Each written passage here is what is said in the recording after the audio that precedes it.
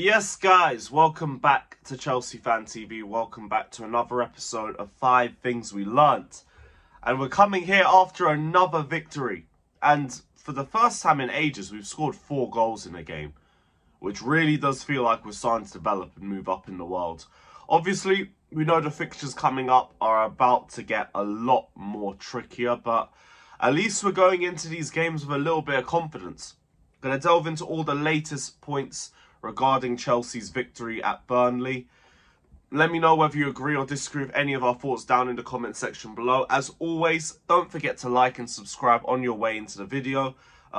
Hit the bell notification button as well if you want to be the first to know whenever we release any new updates on Chelsea, be it through videos, streaming, regardless. If you want to be the first to know, hit that bell notification button.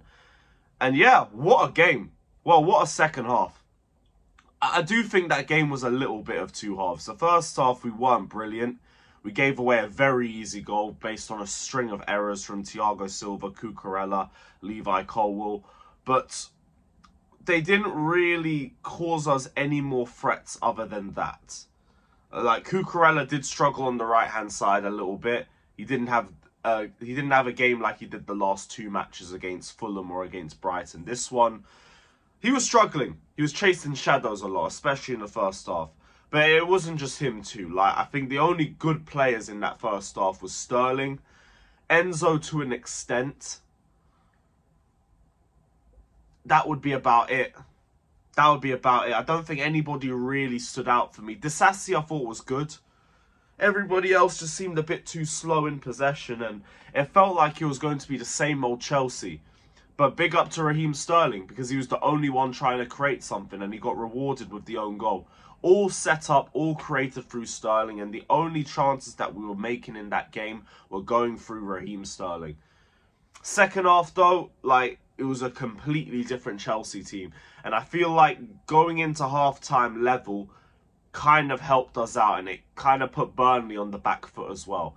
They had to come out a little bit more. I'm not saying they were sitting back the entire match. They weren't doing that. But they did get a little bit more defensive after the goal.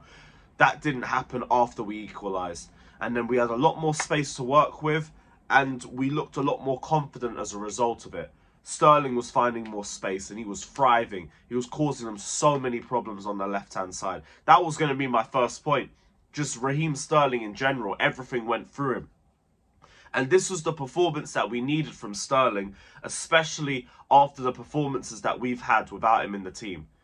A lot of people are questioning whether Raheem Sterling was the reason why we weren't playing that well. A lot of people didn't want him back in the lineup for this game. Myself included to a point. I didn't mind, but for me personally, I wanted Gallagher taken out instead. And we didn't get that, and Gallagher was still fine in terms of getting him the assist for the 3rd goal. Sterling was excellent. Couldn't ask for more from him. All I want to do is just see that same Sterling game in and game out. Because that's where I understand where Chelsea fans are at with him. The problem is we don't see this Sterling enough. We see it every now and then. If Sterling played at that level every single game, he'd be up there with our best players. He'd be up there with the best wingers in the league.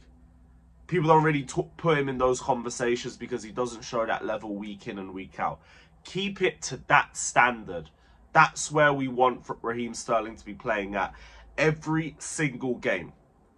So bring that Sterling to Arsenal, bring it to Brentford, and all the other games coming up, because we need players to step up now. We need players to step up. The next few games are not going to be easy. And we can't have players cowering. We can't have players hiding or not trying. We need players that are going to try and take the game by the scruff of the neck, just like he did. Another player I want to talk about, someone who I was told in my fan cam I didn't speak about enough. Cole Palmer. Unbelievable in that second half.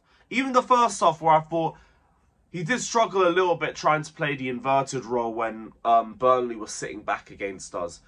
He came to life in the second half. And even throughout the game, he looked good on the ball. Like, the touches looked confident. He was trying to make something happen. It was just a lot harder for him against a low block. Once we started getting a little bit more space, he thrived. Like, he could do the little pauser that he loves to do when he's on the ball, where he just stops and he lets all the time fly around him.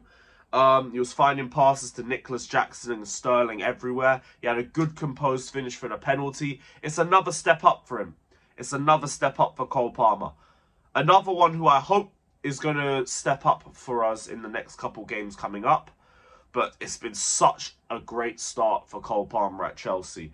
There hasn't been any talk about him needing to adapt or a new team or out of position. None of these question marks, none of these ifs, buts and maybes. The guy's just come to Chelsea and just started playing good football. It's as simple as that. You couldn't ask for anything more. Just please keep this run going because we need everything we can get with the games coming up. Moving on to Nicholas Jackson. Brilliant, brilliant performance from him in the second half. He came in and changed the entire game for us. And his performance was much better, which is what I wanted to see because he wasn't great in the Brighton game before scoring.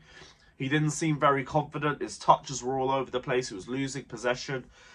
This game, brilliant. That was baby Drogba, especially the goal. The little touch, the little turn in the finish. That was like 2007 Didier Drogba against Liverpool back again. Just again, bring it to the Arsenal game. That's exactly what we needed. Fourth point, Caicedo. The moments for the third goal where he intercepted the ball and laid it off to Conor Gallagher.